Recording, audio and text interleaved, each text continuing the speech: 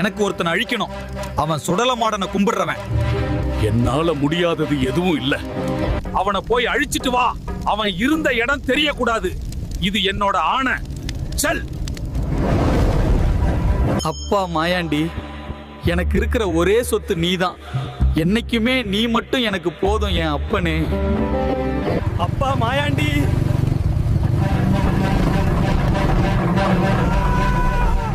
ஏய், என் பிள்ளையவ அழிக்க வர இந்த வரண்டா. ஏய், என் பிள்ளையவா அழிக்க வர.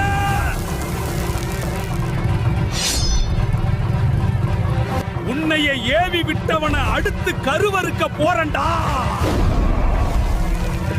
நீதான என் பிள்ளைய அழிக்க நினைச்ச.